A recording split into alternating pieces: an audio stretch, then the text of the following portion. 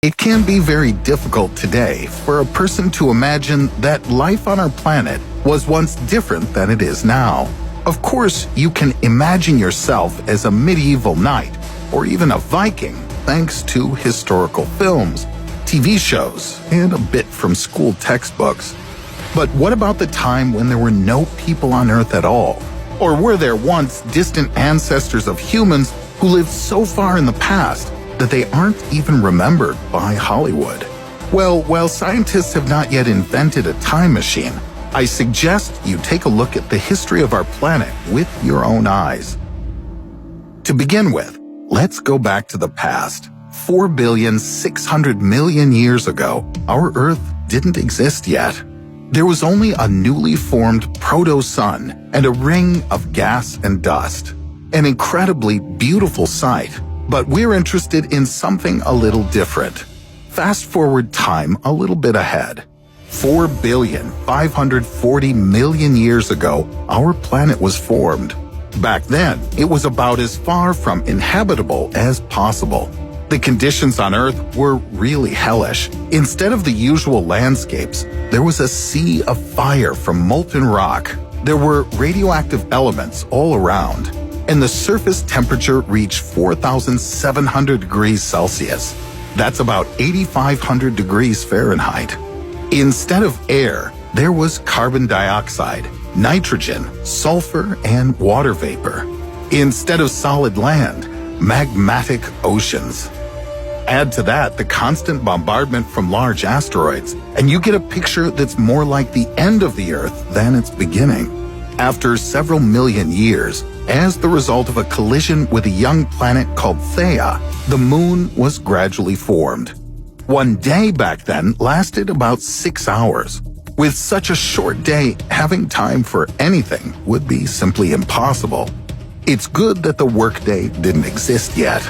From about 4,100,000,000 years ago to 3,800,000,000 years ago, the late heavy bombardment hit the Earth, a huge number of asteroids.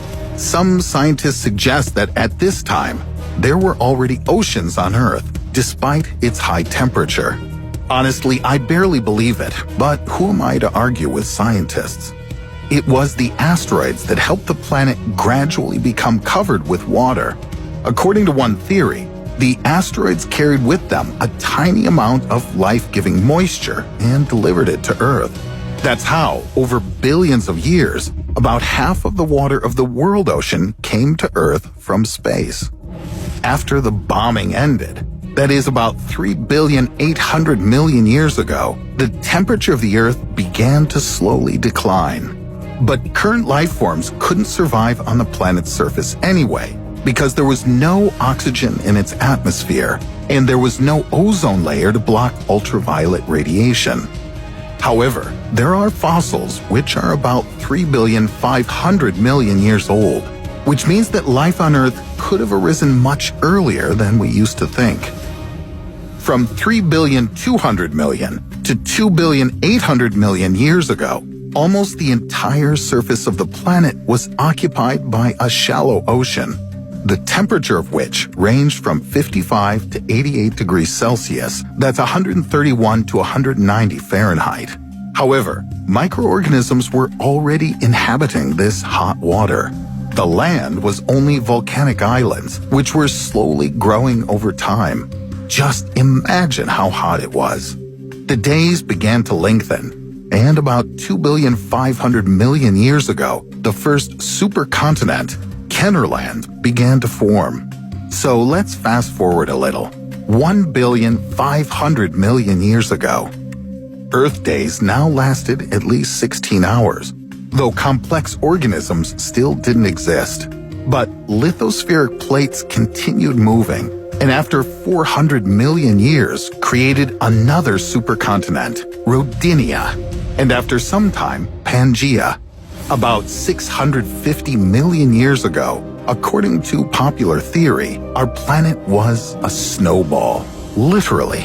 This theory is called Snowball Earth.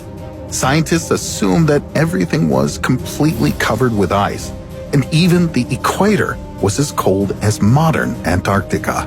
It's scary to even think what the temperature was at the poles at this time. But even under a thick layer of ice, the planet maintained a fairly high temperature.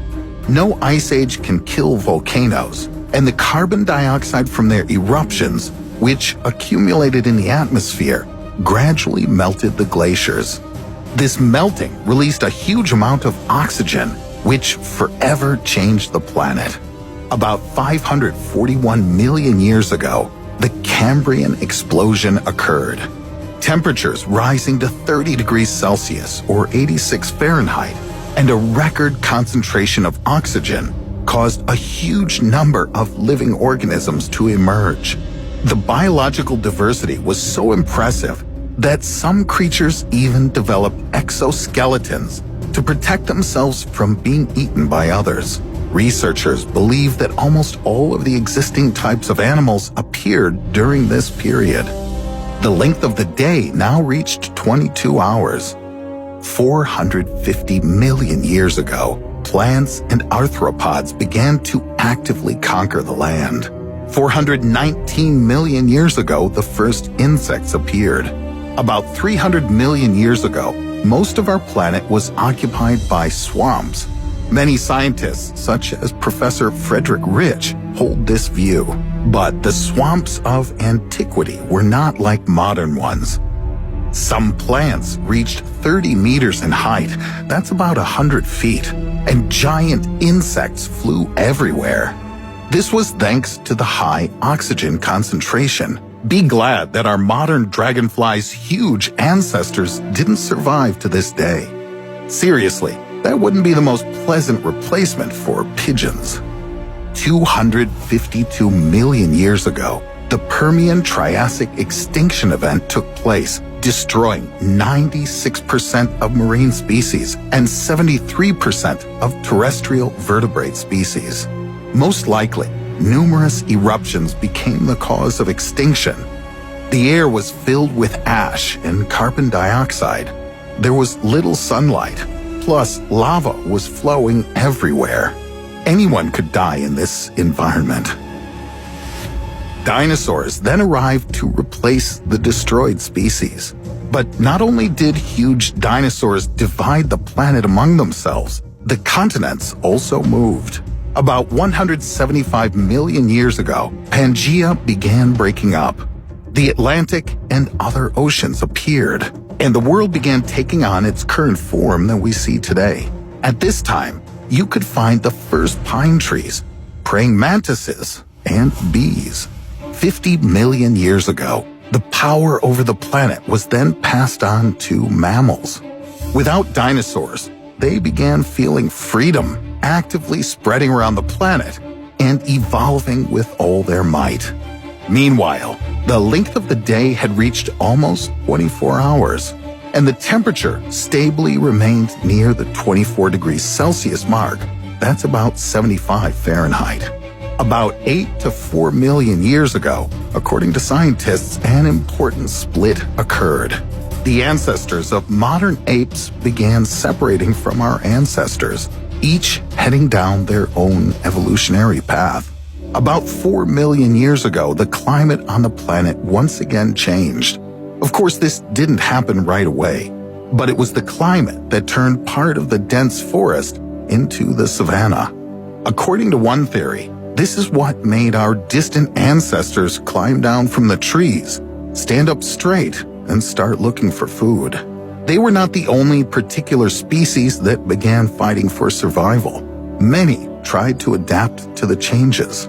But in the end, only humans succeeded to the degree that they went on to invent tools, the wheel, and Netflix. 1,400,000 years ago, Homo erectus began to colonize Eurasia. 790,000 years ago, they already knew how to use fire.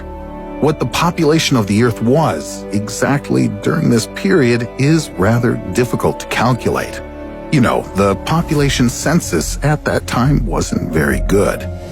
And then, about 300,000 years ago, Homo sapiens appeared, the reasoning human. They appeared and began to populate the entire Earth so actively that they still can't stop.